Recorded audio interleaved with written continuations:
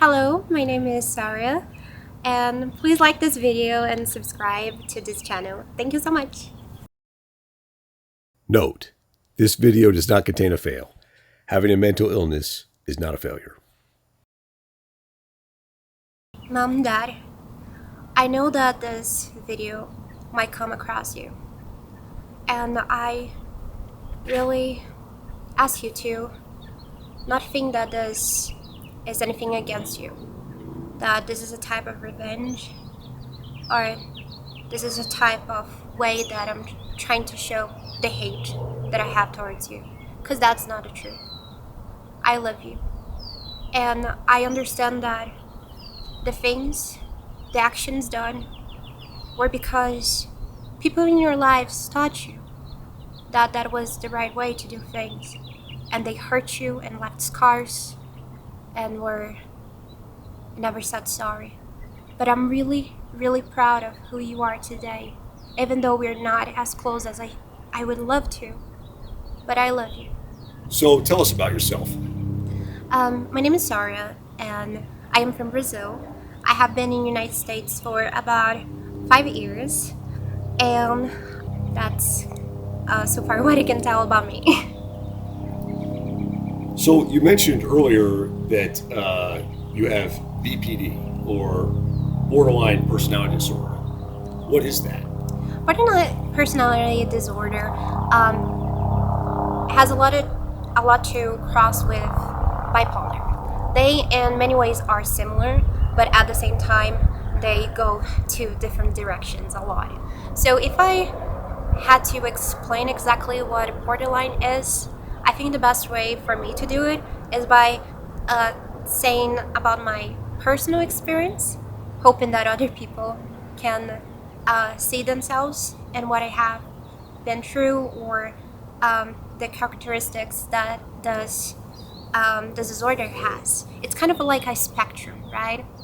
So it's a disorder that all it has to do is with connection and the lack that someone can have of it. So connections, like, what do you mean by that? So, like I said, it works as a spectrum, right? We learn at school that there are a lot of types of emotions like happiness, sadness, anxiety, fear, and hate, right? But I cannot exactly understand those type of emotions. It's like between them, there are a lot of other emotions that do not have categorization, and because of this, it's very hard for me to connect with people because I cannot just say that I'm happy. There's something else going on, and that makes it very hard for me to connect with other people because when I am feeling something, someone might see that as an extreme type of feeling or too much, but it's because I cannot really say what I'm feeling. And when people come to me and say, I'm feeling this, that, it's very hard for me to connect. But besides this spectrum, there is also something that I say that is like I would better describe as no feelings at all. Unfortunately, this disorder is also mostly caused because of child abuse, any type of it, or alienation, or lack of opportunities to connect with other people. Connection is extremely important when you're growing up, and if you do not have that, it's extremely hard to later in life get it.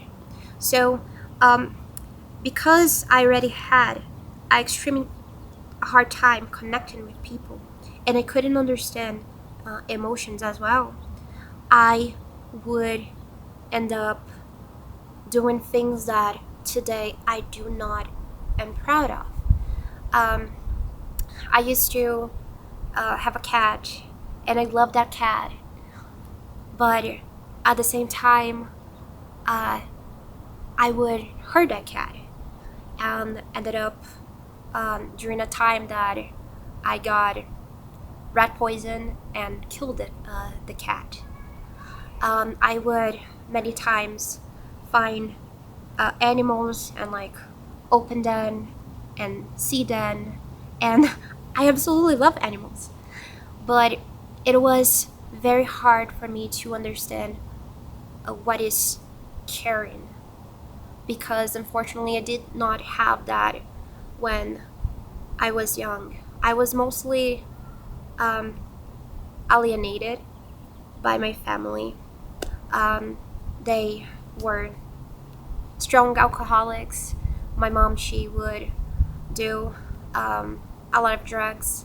So I wouldn't spend any time with them, and I wouldn't also um, have any type of connection with them.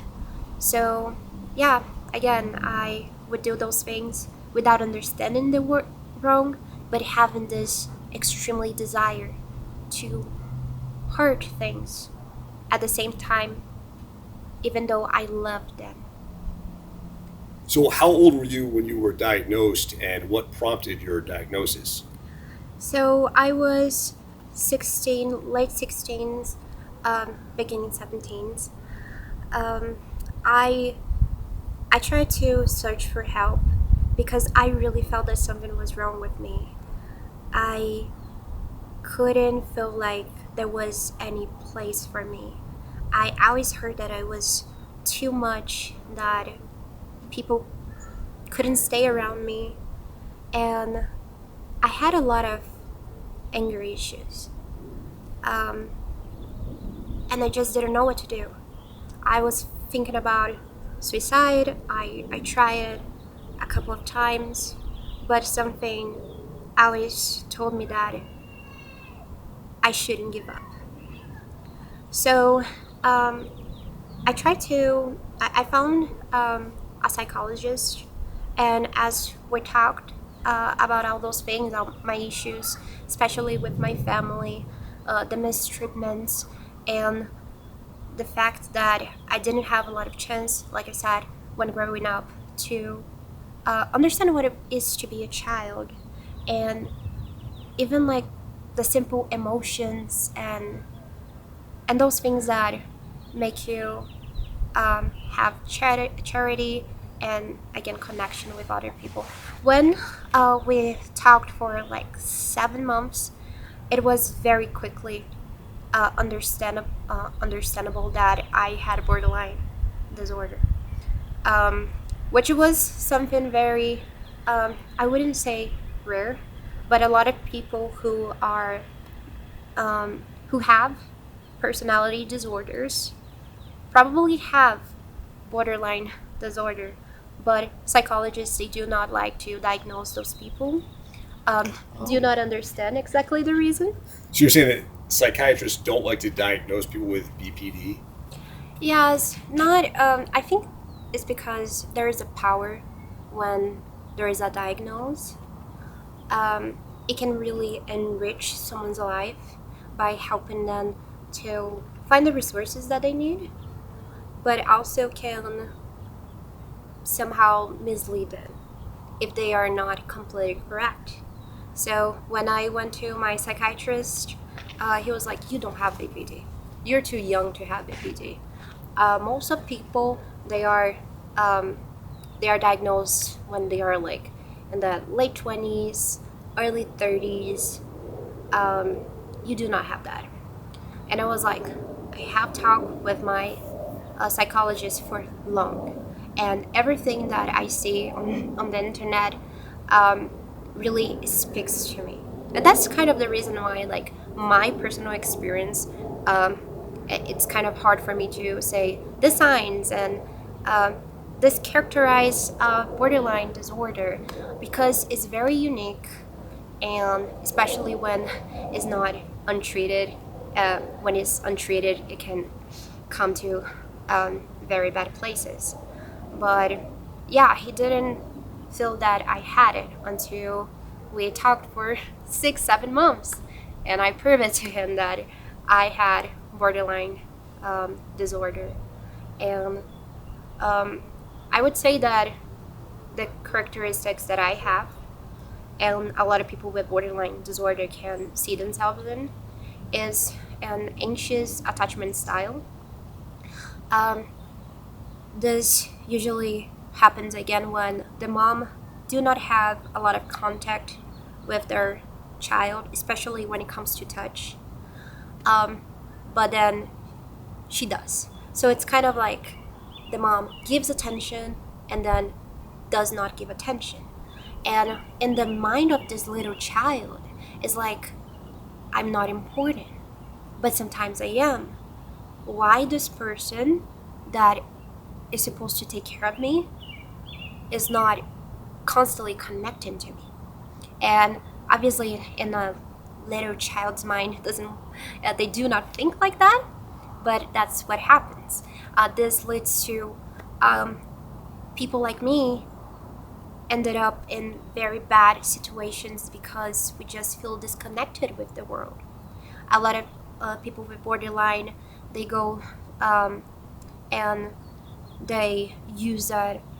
They end up with hypersexuality and end up um, doing all sorts of things to just feel any type of connection. Some of them spend a lot of money in a lot of physical things trying to not feel, just keeping that rush that comes with it. And a lot of people with my problem also resort to drugs. And um, for me, it was, I personally, before being diagnosed, I thought that I was a failure, I would say, because you don't want to be those things. You don't want those things to happen with you. And we live in a society that instead of coming to you and saying like, let's try to figure out what this is happening, you're called a whore. You're called um, just um, just a woman who doesn't know how to spend her money, or just someone who shouldn't be living at all. And that's what was how I felt for a long time. How has this impacted your relationships? In my life, I have had only two truthful relationships, I would say. The ones that have really impacted my life in ways that it's hard for me to say. With borderline, there is this urge to control things, to control people. That's what kind of leads, like, a younger me trying to hurt an animal that cannot do anything, you know, or this curiosity to see how things can love you and how you can hurt them. Um, but control is the main aspect that I have had in my life. I would put people in situations that um, they shouldn't be in, just to show to me that they had loyalty for me. I would hurt myself and then send messages to people and to see how much they cared about me. And all because I needed proof. Um, when you have this disorder, you want things very quickly. And when you don't, you push yourself away. And that was the main problem for me because I wanted this connection so much. And every time I would give myself to the person would sometimes give themselves too. But at the moment, I felt that I was not as good as they wanted me to be, I would not talk to them anymore, just throw relationships away because I just couldn't feel that anyone could accept me.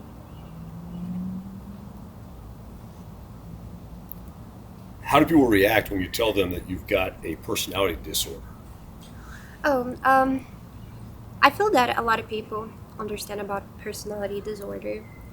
Um, they do not, they do understand like the word and that it affects people, but they do not put a lot of effort to understand the different personality disorders that they are. So you kind of see someone that feels alone because no one wants to understand them. And that's kind of what I feel when I tell people that I have borderline personality disorder. A lot of them know the meaning of the word, but they do not know exactly how it works. And when they do kind of connect the word with the personality disorder, they think that I might be very aggressive or extremely emotional, or I am not the type of person to hang around with. Um, and they do not are willing to help me with my own struggles, which is, it becomes the hardest. Not understanding something and not be willing to understand, to connect with someone. How has BPD affected the people around you? Um, I feel that one of the most stressful things for them is to feel that I am not opening up myself as I should.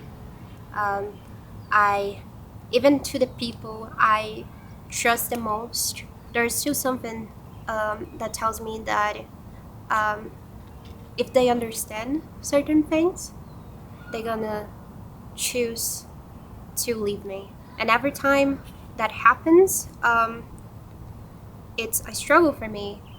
But I keep thinking that this is gonna happen, even with the people who have showed to me that they deserve my trust. And that can be very hard because um, how can you be friends with someone who is always putting themselves away from you? Uh, it requires a lot of patience, and that's, I guess, what the reason why I have such a few friends, because it requires a lot of patience, it requires a lot of love, it requires understanding and so much effort, because I know that I am someone hard to understand. And one of the things that helped me the most was understanding that, yes, I have a disorder. Yes, I have a problem.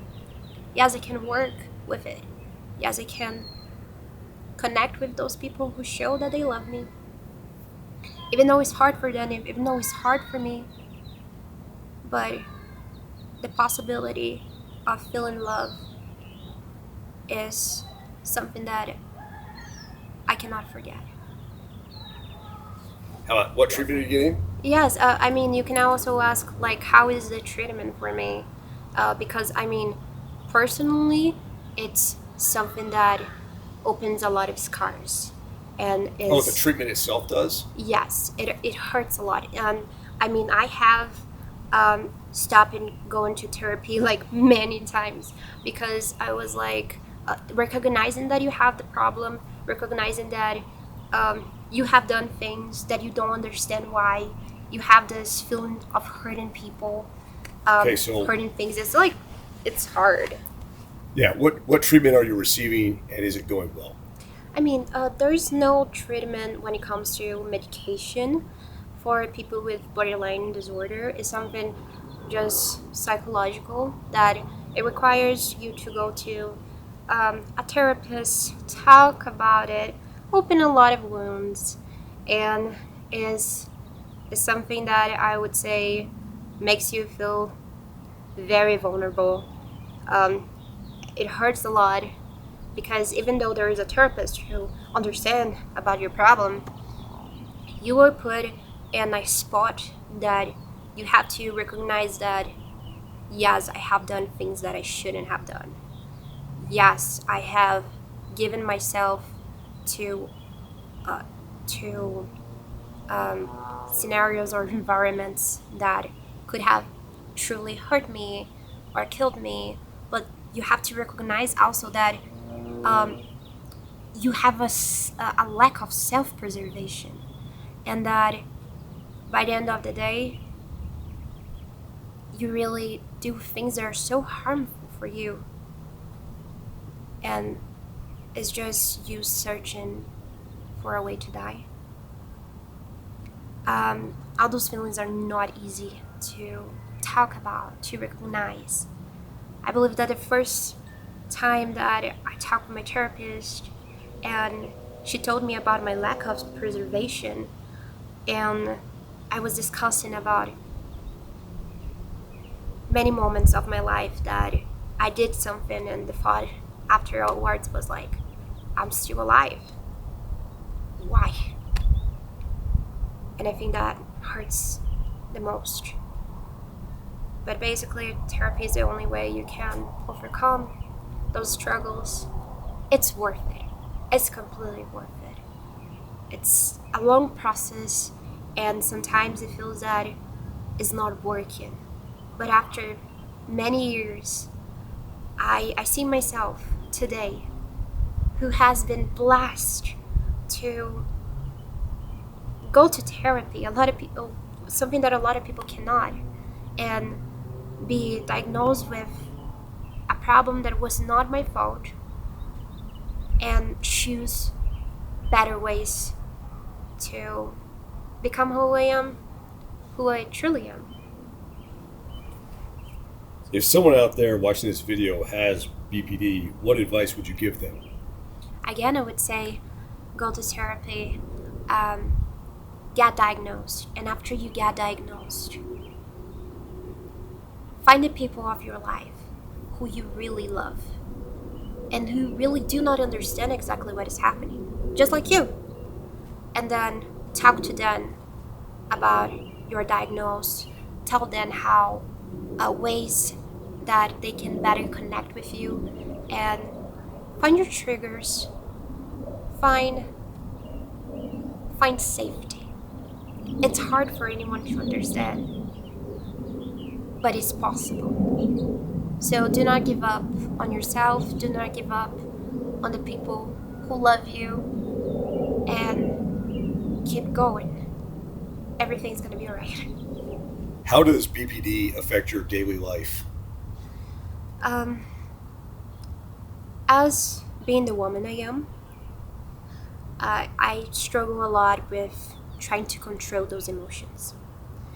Um, I, it's besides the fact that it's very hard for me to be vulnerable. I truly hate to show my emotions because at the moment people know that you have borderline, sometimes they use that against you. And knowing that I am a woman and people already do not, and clearly do not trust everything I say because I am emotional, things get worse.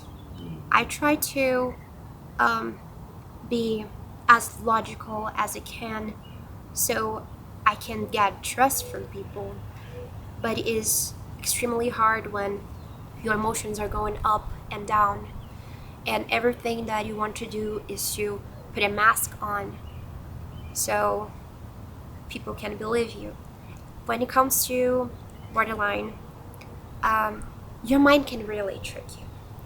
I remember episodes that my borderline was controlling me in a scenario, and then I did fight someone because of that, and the person didn't do those things that I thought that they did. My brain tricked me to add things in that scenario to make me angry. And when I talked with someone in the same scenario who was there, they said, no, they really didn't do those things. They did certain things, but they did not do those things. And then you cannot even trust yourself. So for me to better feel peace within myself is to always gather as much information as I have and never trust my feelings, which is very hard. I'm still trying to work on it because it's not the most, I would say, healthiest way to deal with things. That's good. Well, thanks for sharing your story. This takes courage and bravery, and I wish you the best. Thank you. Thank you so much.